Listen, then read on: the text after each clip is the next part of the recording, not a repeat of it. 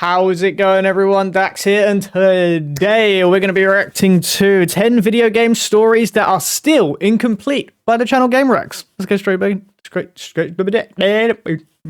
it. And away we go.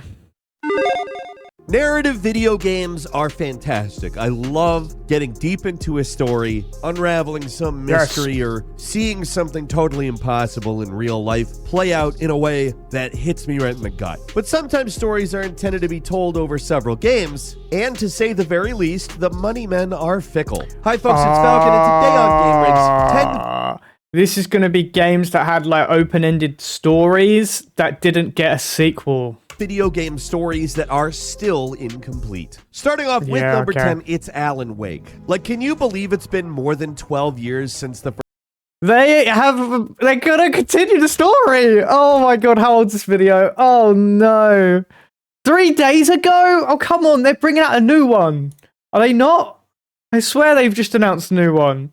Are they that behind? I'm going to continue playing it, but I'm going to Google if they are. Because I swear they just announced a new one. The game ended with one of the most infamous cliffhangers of the PS3, Xbox 360 era. Almost worth not describing it, because it's very confusing and vague. But I will try. The basic plot is Alan Wake is trying to save his wife from this dark presence, a supernatural being that lives in the Cauldron Lake outside of the... Alan Wake sequel set to release for PlayStation 5, Windows, and Xbox, I'm guessing. Yeah.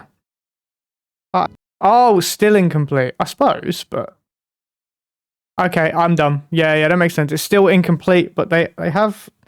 Technically, they have completed it. We just haven't consumed it. As the game goes along, he realizes that all the events of the story were actually written by him, and at the end, enters a quote-unquote dark place and figures out a way to rewrite reality on the fly. The game ends with him diving into the lake, and he writes the words, "It's not a lake, it's an ocean."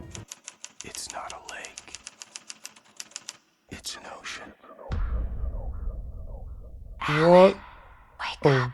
His wife emerges, which implies that Wake managed to find a way to her place, and he's been trapped there ever since. Almost nothing in the main plot is resolved other than Alan saving his wife. The darkness is never dealt with, and most of the game's mysteries are just left open. Like, it's partially implied it's all in his head, or maybe that he is the cause of the darkness. There was some DLC that expanded on him being in the dark place, a little standalone game called Alan Wake's American Nightmare that ends with him still trapped, and even when Control came out, there was a DLC that tied the game to Alan Wake, making a shared universe, and there are some pretty interesting things in that DLC. But it didn't progress the plot forward a whole lot. Basically, Alan Wake is still trapped under that lake after all these years. It's been an epic wait, but it does look like things are going to finally continue with Alan Wake 2, which is a real game that looks like it's actually coming out.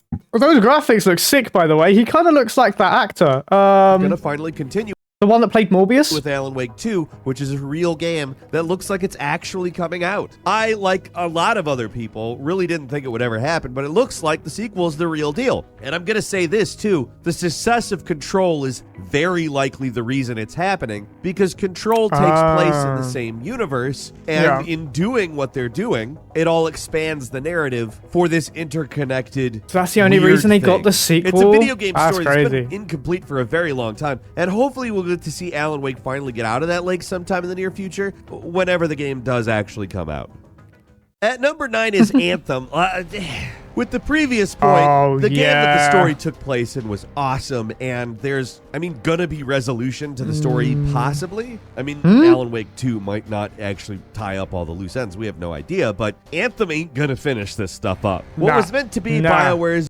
This was meant to be a banger of a game, and this just fell flat from the Empire State Building to the ground. It was terrible. Into the games as a service market, which I don't think anybody really asked for. People were into the idea of the game itself. It was sold to look pretty cool and some pretty cool mechanics, and then it didn't. So in 2021, they shut down Anthem and returned to greener and financially safer pastures like Mass Effect and Dragon Age. This is a game that was meant to have a very long lifespan. Like, they wanted it to be the next Destiny, although they would never say the word Destiny. They were even told not to by management. But it's no surprise that most of the mysteries introduced introduced in the story are just going to remain unsolved. If that's all the game did, it probably wouldn't earn a spot on this list, but seriously, I don't care about the fate of Owen or the other guy. There's so many the other guys. I didn't get to play it. Game, like, they're all the other guy. It's not an interesting game. After you defeat the it come out at a weird time as well. It was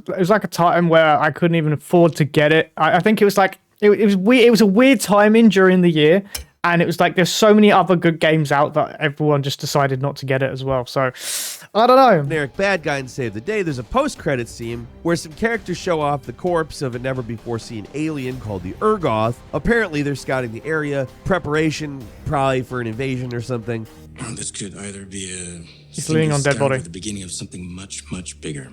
Corvus is worried that the death of the Monitor, while vital, has left us vulnerable in places we never even considered. Which is at least kind of intriguing, but it's never going to get followed up on because this game is Gone. They probably would have continued it from that plot tease with an expansion of some kind, but the game's total crash and burn at launch, it's not going to get followed up on. It's another example of games putting cliffhangers into a game when there's no guarantee there's going to be a sequel or any kind of follow-up. They love good sequel teases, especially when it's an unproven property that's possibly going to fail. But yeah, WoW did it. At number 8 is Darksiders 1. The Darksiders games have been going not exactly strong, but they've been doing well enough to still be around. There's 2 sequels, 1 side game. Maybe they're not the most beloved games out there, but they're pretty good for what they are. Here's the thing. Every game past the first one is a prequel rather than a sequel. The big cliffhanger at the end of the first game, where the main character, War, calls in the other horsemen of the apocalypse and implies there's going to be a big final confrontation, which got everybody who played the game hyped as hell for the sequel, where it wouldn't just have one horseman character, but all 4 of them working together. That was gonna be badass, and we're still waiting for it to happen. Again, standalone games and prequels where you play as different horsemen of the apocalypse on entirely unrelated missions. The lore does tie things together. So what they were gonna do is do the prequel so you know who the horsemen are, so then when the final game does come out, you can see all of them in one area. Disconnected outside of the shared setting. The first game ended on a cliffhanger back in 2010, and even though there's multiple games since, we really haven't gotten a resolution to that cliffhanger. Wow. You would wage this war alone? No. Not alone. Okay. At number 7 is sick. That's a sick cliffhanger. The first Mirror's Edge game is remembered pretty fondly for the parkour gameplay and still pretty impressive visuals, but not so much the plot. The premise is cool. You're a runner in this near-future city delivering contraband packages and messages to people trying to circumvent the surveillance state. Not really a story, though. As the game goes on, you uncover a conspiracy against the main character's sister, who's accused of murder, and the secret Project Icarus. If you really want to know what that is, it's just evil runners, but that's about it. At the end of the game, you climb to the bad guy's tower. One of your friends reveals he's actually part of the Project Icarus, so you kick him off the helicopter and escape with your sister. That's the end. Bye-bye. You don't actually stop the bad guy's evil plans or anything, and your sister's still wanted for murder, so almost nothing is actually resolved. You did get that guy, and he was a jerk, but that didn't resolve anything. Now you might be saying to yourself, wasn't there another one? Yes, there was. Mirror's Edge Catalyst, but for whatever reason, it was a reboot. I don't really understand why they did that, to be honest. They ignored the ending of the original game and just told a new story, so actually Mirror's Edge remains completely unresolved. Hell, even the reboot actually decided to have its own ending that also left things unfinished, so this is a series with 2 games, 2 completely different stories, unfinished endings, 2 incomplete plots, and there's probably not going to be another one because Catalyst really biffed it. At number 6 is Prince of Persia from 2008. The first Prince of Persia trilogy ended on a pretty solid, definitive note. Pretty rare, honestly, as far as video games go nowadays. Might not have been perfect, but could have turned out a lot worse. Like with this reboot, which was simply titled Prince of Persia, big departure to what came before. Somewhat divisive change too. It was not possible to die in the game. The world's non-linear, stories mostly told through conversations with the prince and his companion Elika. And the gameplay's primarily you just going around cleansing control points. They're making another one of these. It was an unusual game, especially from Ubisoft. At the end of it, Elika dies, and in a big twist for the game that otherwise had very little story, the prince chose to revive the dark god Ahriman to bring Elika back to life instead of saving the world. Oh, wow. selfish. I like it. That's what I'm talking about. That's how it ends. Like, I would think that would just be a bad ending, if not for some follow-up DLC. That was called Epilogue, which continues the story from there. It's just a little bite-sized tease for a potential sequel, though, that just never came. And at this point, it's unlikely that that ending is ever going to get a continuation. Probably they'll reboot the entire franchise again. And probably a good idea, because although it was an interesting experiment, that cliffhanger was not necessary. There. No, I like that. Told you I'd get us out of that. And number 5 is Mega Man Legends 2, a cliffhanger 20 years in the making. Mega Man Legends 2 came out in the year 2000. The fact that the game even got a sequel was kind of surprising. The Mega Man Legends games are kind of cult favorites, but never sold super great. The first game was nice and cliffhanger-free, but for some reason the sequel decides to leave things unresolved in one of the most infamous cliffhangers of all time. All you really need to know is that at the end of the game, Mega Man goes to the moon to confront the bad guy and then runs into a bit of an issue. There's no way back. So the game ends with Mega Man literally stranded on the moon. Post-credits scene shows the other characters trying to build a rocket to get up there and save him, but the one rocket they do fire explodes in air, so that's it. No resolution. There was another Mega Man Legends game after 2 called The Misadventures of Tron Bonne. Yes, that's the actual name. But that was a prequel, so that didn't resolve that. And even though it seemed like fans were finally going to get a resolution when Capcom announced Mega Man Legends in 2010, the abrupt resignation of the kind of leader of the Mega Man series, Kenji Inafune, meant all those projects got canceled, including Mega Man Legends 3. So it's 2023, Mega Man's still on the moon, and he's waiting for somebody to come pick him up. At this point, I wouldn't hold my breath either. Sorry, buddy. You're probably stuck up there for good. Yep. And number 4 is Beyond Good and Evil, another entry, another cult favorite game with a story that never got resolved. For such a pretentious name, Beyond Good and Evil is mostly just a fun adventure game about fighting the man with the power of photography. Pretty straightforward until the bizarre ending where, I don't really know what to say about this actually. The basics are that the bad guys, the Alpha section, have taken your father, Paige, hostage. Aren't they supposed to be getting a new game soon? Base to save him. When you get there, Isn't there though, like a he's pig dead, man? and somehow your character, Jade, manages to revive him using some strange power, and then you take on the alien high priest who's secretly controlling the Alphas. If that's not weird in your mind, this is where things get weird. Apparently Jade is some kind of like soul container or something, but she beats the boss. A revolution rises up to take out the Alpha section. It seems like things are good. Then, in a bizarre twist, the last shot of the game is an alien spore. Oh, I hurt my eyes. Prior to the latest confirmation, the game is still in the works. Ubisoft labeled Beyond Good and Evil 2 as an active development undevour in July 2022. They're pretty much saying, why is it not coming out? It's been delayed again, multiple times. Okay. Growing out of Paige's hand. Pretty dark ending for what is otherwise a fairly lighthearted game. In 2018, Ubisoft showed up a teaser for a sequel, which might just be the game that was resolved that bizarre cliffhanger, but no. It quickly became apparent that that was a teaser for what was a prequel of some kind. In 2020, series creator Michael Ansel departed Ubisoft entirely, and even though Beyond Good and Evil 2 hasn't officially been canceled, it's kind of easy to see the writing on the walls with this one. Like, the main guy steering the development hit the road. Probably not going to get finished. Like, I do hope I'm wrong with this one, because I would like to see another game in this series, but I don't see it happening. Xenoblade Chronicles X, an oddball spin-off of the popular Xenoblade Chronicles games, had plenty of shocking twists and reveals, but not many resolutions. Like, for every answer that you got to a question, it raised 5 more questions. The plot of this game makes the story of Lost look straightforward, and it's seriously insane how many shocking reveals they throw at you. Things start off normal enough as far as sci-fi goes. Mankind fleeing from a genocidal alien race crash lands on a mysterious world. Simple enough to grasp, right? But then you find out everybody is actually a robot. Why does it keep going green like that? Central computer core, and then you find out that core's actually been offline this whole time, so how are the robots working? Also, your companion's actually an alien who helped humanity escape Earth, and there's this mysterious hooded figure on the beach. Wonder who that guy is. Seriously, all this stuff gets brought up at the end, but nothing actually gets resolved. It's probably the most incomplete JRPGs ever. I mean, Xenogears was literally unfinished, but still managed to finish the story. This one wouldn't be quite so frustrated if the fact was that the series stopped and there was no way to continue this plot. But these games are still going strong. With the third game continuing the main story introduced in Xenoblade 1 and 2, they could have tied in Xenoblade Chronicles X into the main series continuity if they really wanted to, but at least so far the two series remain separate. So it seems like all that's just going to remain unresolved. Maybe someday Monolith Soft will come back to the black sheep of the Xenoblade series and finally wrap things up. I'm not really a big fan of Xenoblade. What is up with this editing, man? I don't know. Remain unresolved. It's like the editor broke. Maybe someday Monolith Soft will come back to the black sheep of the Xenoblade series and finally wrap things up.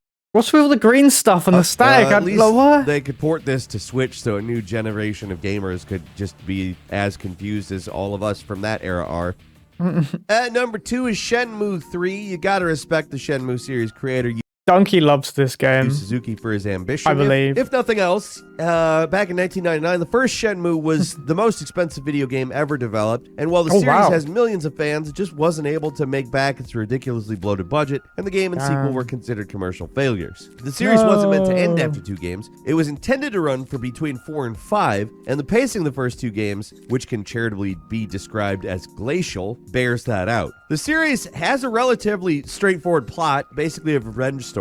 Ryo's father is killed by a deadly martial artist named Lan Di, and Ryo swears revenge. By the end of the first game, you're boarding a boat to China, and by the end of the second, you see Lan Di in a helicopter, and that's about it. It seemed likely that the story was going to end there, but frankly, after a miraculous Kickstarter campaign, Shenmue 3 came out in 2019, 18 years after the second. This was their chance to finally give the story some kind of resolution, and he fights Lan Di for 2 seconds and then gets BTFO'd. Nothing's resolved. Nothing new is learned. Basically a rehash of the first game, but in rural China instead of a small urban area of Japan. The whole thing about Shenmue, I get it. It's more about the journey than the destination. But hey, could resolve the plot here. Really seemed like it was gonna, too, because, like, last boss, Lan Di, guess I have no chance against him, and this is the first game again. Now, Yu Suzuki is saying there's going to be a Shenmue 4, but hey, it's kind of a miracle there's a Shenmue 3, so I'll believe it when I see it.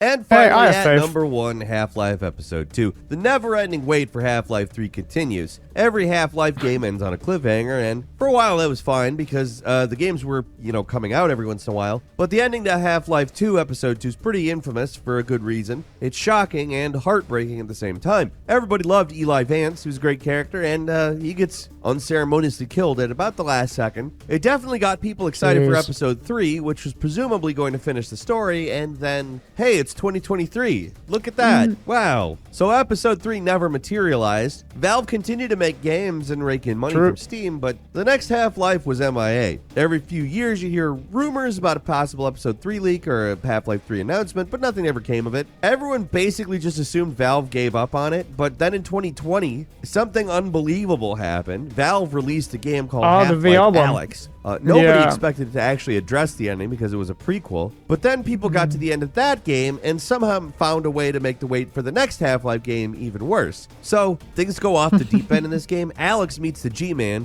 and he reverses Eli's death. Half-Life Alyx's story ends once again in the hangar, but instead of Eli being dead, he's alive and Alex is gone. So after all that time, the story is still incomplete, but in a different way. Maybe the story will continue if they make a new game, or maybe they'll just retcon something else that's already happened. I don't know. I don't even try to figure it out. Half-Life is crazy. Quick bonus for you, too. Dead Space 3. Just putting it in the bonus section because it's kind of up for debate whether it's a cliffhanger or just a really dark ending. At the end of Dead Space 3's DLC Awaken, Isaac manages to fly a spaceship back to Earth to try to warn them about the incoming Necromorph threat. Now, this is a horror story, so things don't go exactly as planned. As it turns out, the Necromorphs are already on Earth. 2 of these ridiculous brother moons are hovering over the planet, and you hear screaming over all the comms. If you want to read it as an ending, then that works, but from what we know, it's unlikely that the series was meant to end there. Apparently, the idea for Dead Space 4 was that Earth had fallen, and you travel around between the surviving colonies and try to save the remaining human race. That isn't a bad idea for a sequel, but with Dead Space 3 not selling enough for EA, that pretty much meant the end for the franchise. So, they've done a Dead Space remake being universally lauded as a huge success, maybe it's going to give them a chance to revisit the idea, hopefully after completely changing See, what Dead Space 3 is. Like, I don't I care so can much about see the why story. people are doing remakes on certain games now. It's to get certain credibility with their like publishers, into getting them to allow them to make another game. Now it makes sense why everyone's making remakes. Apart from Last of Us, they don't need a remake. I don't know why they keep doing that. Being changed for it, like, the story's fine. Make the game work and be good. Like, if they can make Dead Space 3 like 1 and 2, you can go through the exact same story. I'm not gonna be upset at that at all, especially if that means that the story is going to continue from there. That's all for today. Leave us a comment, let us know what you think. If you like this video, click like. If you're not subscribed, now's a great time to do so. We upload. Make sure you check out the original in the description down below. I will see you in the next video. Laters.